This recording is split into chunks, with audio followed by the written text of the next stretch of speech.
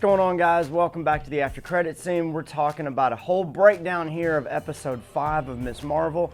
Look, this episode breakdown is going to be a little different today because I had some major issues with this episode.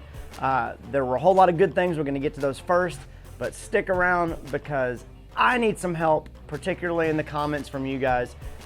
Still wrestling with this one, but let's get right to it. Before we do, though, please like and subscribe to the channel and turn on the notification bell so when we drop new content, you'll be the first one to know about it. Then share this thing all across the multiverse. First off, let's just break down the episode. A lot of good things. I really loved the flashbacks here. I loved the partition storyline. I loved the way that they took different elements like the Marvel logo and made it look a little old school with the real effect. Just all those different things. I loved getting to see a little bit more about Aisha's character rather than just getting some more story from the grandmother. I liked them building through the idea that after the Jinn discovered the first bangle in whatever temple that was a couple of episodes ago, that Aisha is running away and she meets her future husband, that they start a family together, and that she's connected to this world. I liked all of that, loved all of that.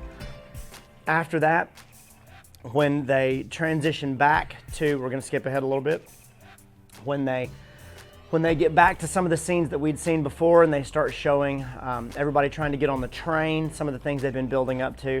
I loved the tension there, I loved the emotion, I loved the storyline. As far as even Kamala getting to see those things rather than just hearing about them. Even did not mind the speed with which they blew through everything after that. I didn't think that was great. If we're gonna talk good, bad, and ugly, I thought the beginning was good, the flashbacks, the India backstory was great. I thought the speed with which they went through some things still kind of fit the pace of the show, with the grandmother and the mother and everybody finding Kamala using the Find My iPhone app, and then the quick interaction with the veil. I didn't mind some of the speed with which they gave Kamran powers. I actually thought that kind of fit pretty well with some of the things that we've seen so far, even though it was a little awkward and it was, really quick. But the speed with which they went through that, straight back to kind of what should have been probably a cut scene with Bruno and Kamran, where damage control shows up, and they cut it so quickly. It just felt like there wasn't enough India story, or they needed to get you back to some of the characters you'd seen before to move into episode 6. That's what made it feel a little bit rushed. But as far as things we learned in this episode, we didn't really learn a ton about that we didn't already know from the partition story. It was good to see Kamala see it in a different way, to learn a little bit differently, that Aisha had been betrayed by her friends, to learn what we already knew about the Jinn, that they weren't good people, that they'd been exiled for a reason.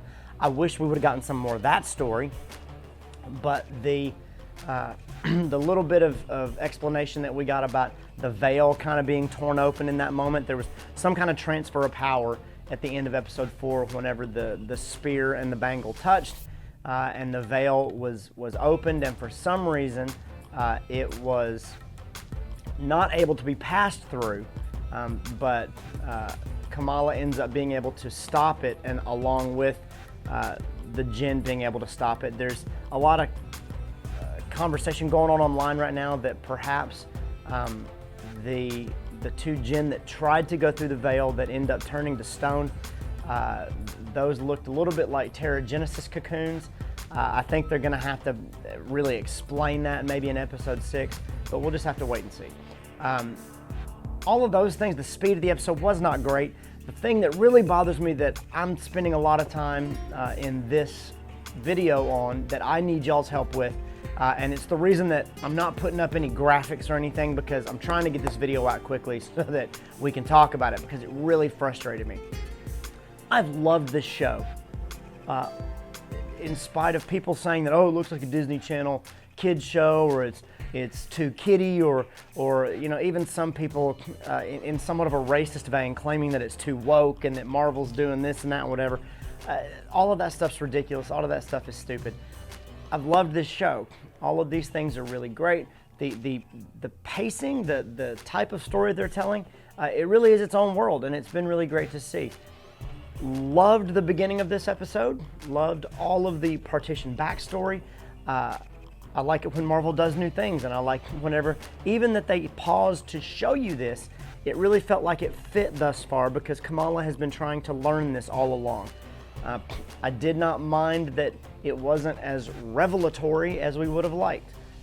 That there wasn't some big revelation other than the fact that Aisha was killed by one of her own people.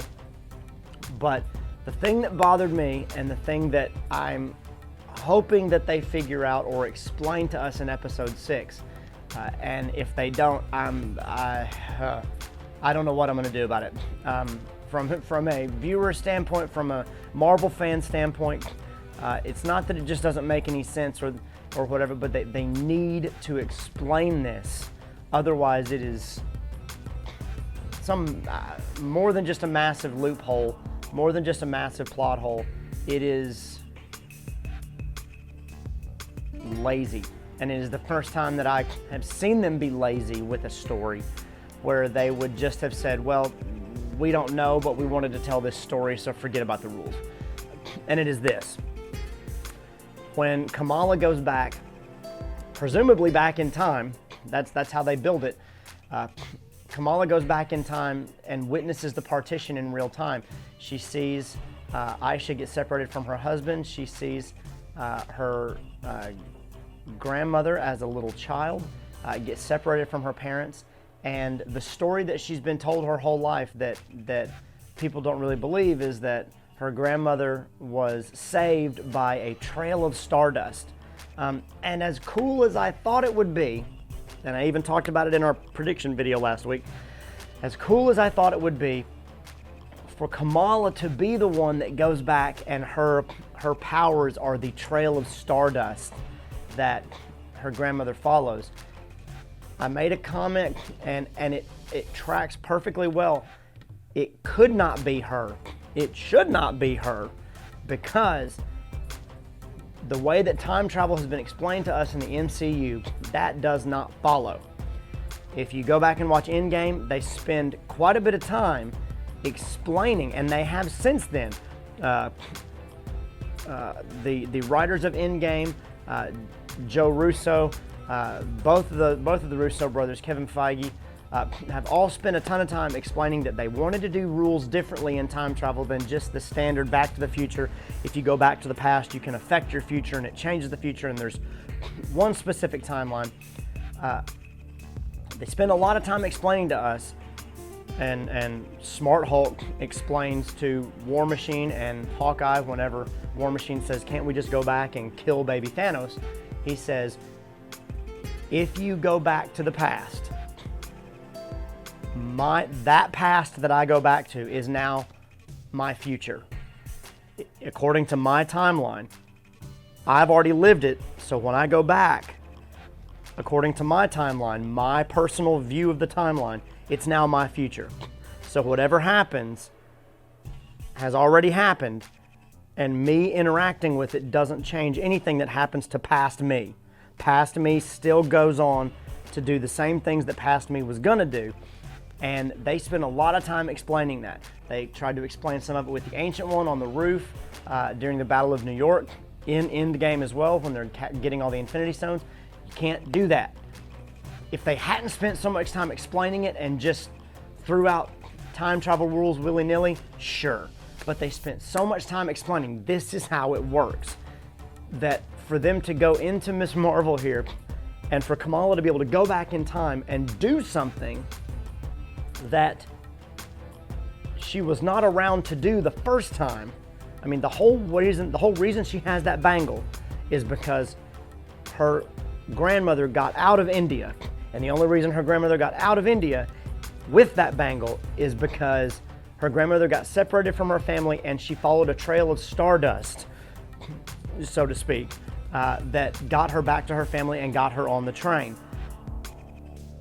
She follows a trail of stardust, she gets on the train, she gets out of India, she passes down the bangle to her daughter, who then hides it in the attic, and her daughter, Kamala, ends up finding it at the beginning of episode 1 of Ms. Marvel, puts it on, ends up having powers, and then ends up being able to go back in time somehow and do something that she didn't do the first time because she didn't have the bangle. It creates this weird time loop. There's time travel theorists that would call that the grandfather paradox. You can't actually go back and do something if you hadn't done it the first time, and it creates this weird loop, and it does not mesh with the time travel rules we've already been taught. Now, if they want to give some kind of explanation about the newer dimension and it being on top of our world or something with the multiverse, go for it. You can try your best right now. I hope they have an explanation for it. You cannot say it's a different reality. You could try, but Kamala has been told this story from the time she was a child, that her grandmother was saved by a trail of stardust. And so if you want to say that another reality already had the bangle and somehow it happened there or somebody else did it, okay, I guess I can fly with that. But to just throw it in there without any explanation, to just say, we want to tell this story and it'd be cool if this thing happened, so forget about the time travel rules, really, really frustrated me. It did not sit well with me. It still doesn't sit well with me, even though, and it's what's so bittersweet about it, the rest of the episode was great. Up until that point, the episode was fantastic. I even loved the interaction with Kamala's mother and Kamala and her grandmother, where the mother has this revelation with her daughter when she sees that she's the girl with the light powers, and she says, look, I've been holding on to you too tight, I'm sorry. I'm okay with a quick resolution there. That's fine.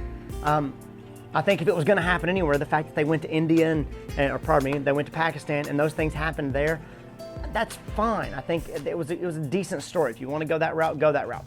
But to take something that Marvel has spent plenty of time researching, figuring out, explaining to us, and then just drop it, especially when you have Kevin Feige as a producer and other writers that are involved with this, taking great pains to make sure that they don't mess certain things up, to just disregard it, does not sit well with me. And if you are watching this and you have a theory for it that can help me explain it, I would love to come back on here and go, hey, I've heard a really great theory. This theory holds up. Perfectly fine. Helps me sleep at night. Sure, go for it. There's one episode of Ms. Marvel left. I still have faith in the show. I still enjoy it. I'm hoping that they do some kind of explanation there. I'm really worried that they're not gonna, because they jumped so quickly into, we're back in New York and Kamran is being chased by Damage Control. What's gonna happen? I think they're gonna leave you with some cliffhangers because they're leading into the into the Marvels movie. And I don't know that we're gonna get any answers there, even though I think we should get some answers there, given how they just kind of threw that at you. They did such a good job of everything else in that episode, and the way they wrote it, and the way they showed it, and the way they led up to it, to just blow through everything else. At this point, episode 6 better just be a banger of an episode. And I may come back on here this time next week and say, you know what, I was wrong. I have renewed faith in Marvel. In Kevin Feige, I trust, and we just move on. But right now, I'm having a really tough time, and I'm reaching out to the Marvelverse. I'm reaching out to my YouTube subscribers and other YouTube folks that are out there that have theories on these things. I would love an explanation. Now, if you're just going to comment and tell me, well, it just doesn't matter, it just doesn't this and that. Look, if you don't care, that's great. Awesome. If you can watch it and not care about those things, it just bothers me how much time they spent in Endgame explaining new time travel rules to us, to just ditch them willy-nilly in this episode. So leave your comments if you want to, but if you're not going to share any kind of theory or any kind of explanation that's beneficial here, and you're just going to whine and complain, I'm probably going to ignore it. But if you got a theory, throw it out there. Did it bother anybody else? I know Twitter was full of comments about how great the India and partition and Pakistan stories were, and they were fantastic.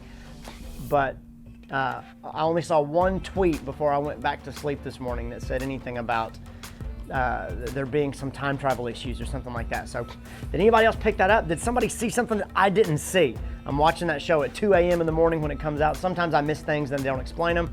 Like I said, it could be some kind of dimensional thing, that there's something at play there that we just don't understand yet. I don't think that's the case, because the quantum realm is a dimension of its own as well. And they said that time moves differently there, but I don't know. I don't think that may or may not be what's going on in the Noor dimension, but they're gonna have to explain it, and they didn't. And I thought that was a very big plot hole, MCU plot hole as well, that they really needed to handle, and it left a bittersweet taste in my mouth with regard to this episode, because everything else was so good, and then just a bad plot point, and then they blew through some other things to get to the end, and now we're on to the finale, and there's just a whole lot of things that need to be wrapped up or happen in the finale that I hope it's great. I hope that there could be some cameos, there may not be some cameos. My expectations have just been blown up for the finale here, and I'm not really sure what to expect. So tell me what you guys think. Tell me if you liked it, loved it, if you had a problem with that. If you got answers for me, I would love to hear them. Like and subscribe, as always. We've got a whole bunch of people that watch here that haven't subscribed yet, and we love to have you on board. And thank you guys for watching. Have a whole lot of other content you can sink your teeth into over here. Check this stuff out. And when the next one drops, we'll catch you right back here. Later, guys.